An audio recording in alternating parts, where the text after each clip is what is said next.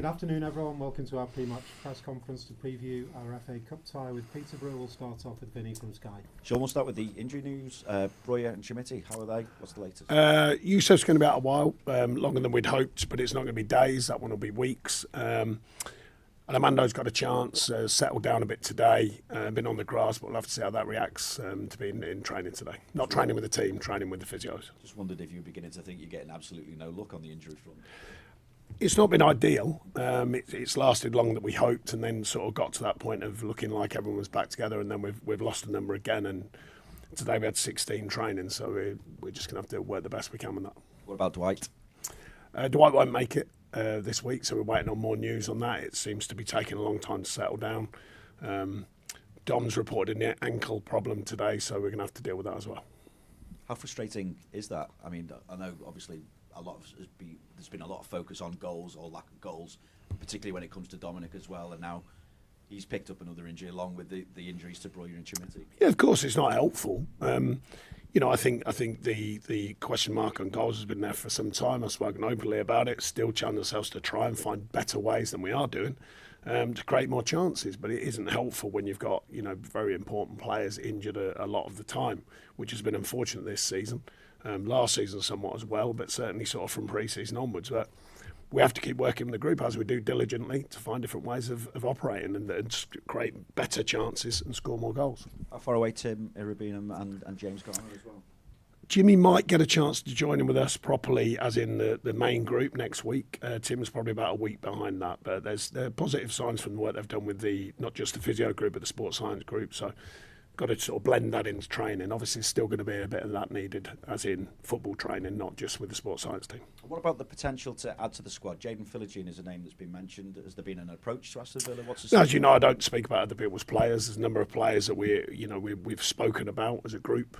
Again, being mindful of the situation with the PSI, make sure we're in the right place for that side of things. So we'll see what's available during this window. It's been very quiet at the moment, which everyone expected it to be.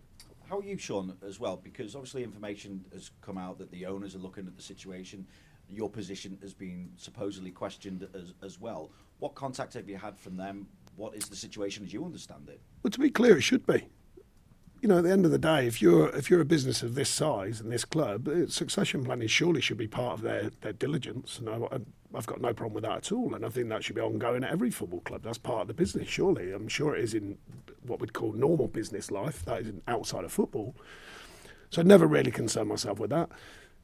Got to win games. We haven't won enough this season. Got to make sure the team's operating the right way. Got to try and please everyone all of the time, and that's the job. And we haven't done that often enough, and it comes down to me, without any shadow of a doubt. Have you had any conversations with the owners since the week? Yeah, just positive that, they know some of the work that we've done. They want better outcomes from winning games, of course. I think there's a reality to the situation. That's all I know, and they've been very straight with me and very upfront about it. When you say they've been straight with you, what indication then have they given you about your position? Because no indication on that. Just that we've got no reason to think other than you. I told you when I first met them, other than winning games, we all know that's the challenge of a manager. That doesn't change. There are extenuating circumstances in some situations. I think we should win more games. I think we should have won more games by now. And I think we need to win more games. I don't think that's anything I've ever hidden from. I know the industry that I'm in. 10 years in the Premier League teaches that. Sean, does it undermine your position when you're hearing information coming out that they've supposedly spoken to other candidates? No, like I say, whether they have or they haven't, they certainly have not told me that. If they have, I don't know how it works in the privacy world of it all, but if they have, it's succession planning. That's what, clubs of these size, people sometimes forget it's a business as well. I understand that totally. Whoever it was, I think that should be part of the way that any business operates. Certainly if it was my business, I'd be operating like that. I'd be looking, going, right, what happens if? What happens if that happens? What happens? What's the next thing? We certainly have to do it from a player point of view, a player trading point of view. So why would it be any different with managers and staff members? At the same time, there's a human element to it, because we've spoken before about how much you've put into the job in the first place and the potential to still be... Yeah, and we're still putting a lot in. I'm putting a lot of effort and trying different ways and trying to work and trying to look at all the different parameters on and off the pitch, different ways of working. that's part of being a manager, so I'm well versed in it, and it's very difficult. And here has been extremely difficult. I spoke openly about that. There's a huge demand on me, there's a huge demand on the situation, and it's a constant, and that is part of Everton life, and I've adapted to it, I've taken it on, I've had my knocks, and I'm getting them again now, and I've been through them before, that, and it's how you handle it, and trying to always support the club. The club is always bigger than me. I've said that as soon as I got here. I see it as just I'm a custodian. So far, I've handled it pretty bloody well, I think. So now, can I go and win some games? Can we take it on another level? Can I change the narrative? Can I reinvent what we're trying to do to take it on another level? That's the biggest challenge at the moment. How do you reinvent what you want to do? Well, windows are helpful if you can literally change things, of course, because it changes. It's not just the individual; it changes the feel in the group. Keep working with the players. Keep reassuring. Some players get hit a bit by confidence and the noise outside. Keep reassuring the quality that we do have. It's how many times we can reinvent it. The players need to take responsibility as well. You've often said that the book stops with you, but at the same time... No, I think it does. Look, the players haven't lacked effort for me. The stats, I get all the stats. I know the physical outputs.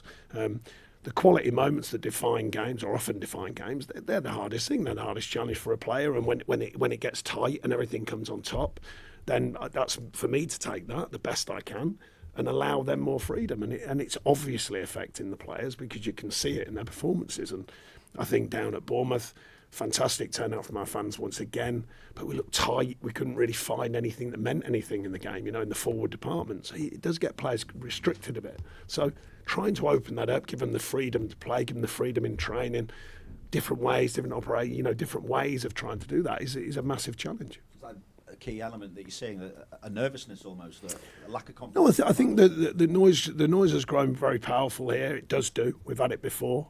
We've had to push that away and move forward again. And the obvious last one was Chelsea game after that, when it was really powerful and we managed to change things around and re-affect ourselves as a group and move forward again. So, we keep working with the group. We keep reassuring, not just as people, but as players, and showing, the good side of what they can do, the good side of what we can do, working on the training pitch. And there's been...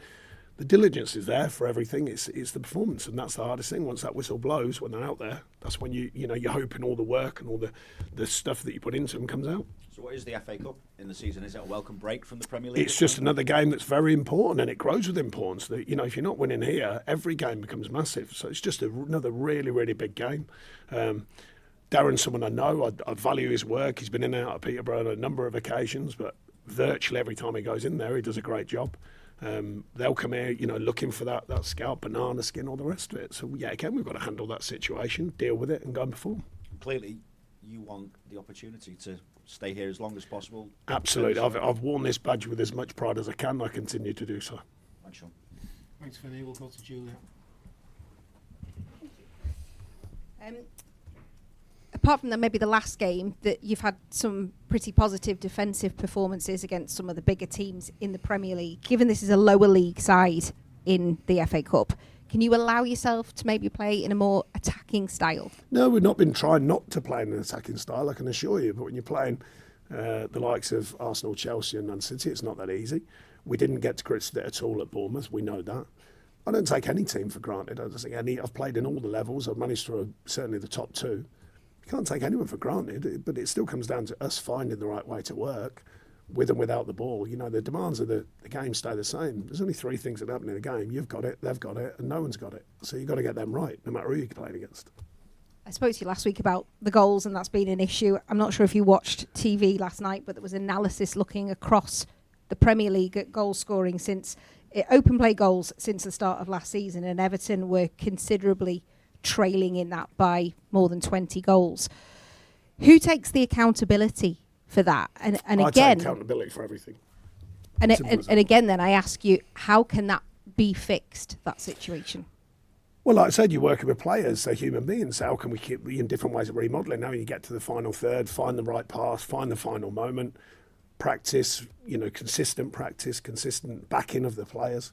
These are the things that they've been a trend here for a long time. That certainly for 4 or 5, certainly 4 seasons, where that open play stat has been low.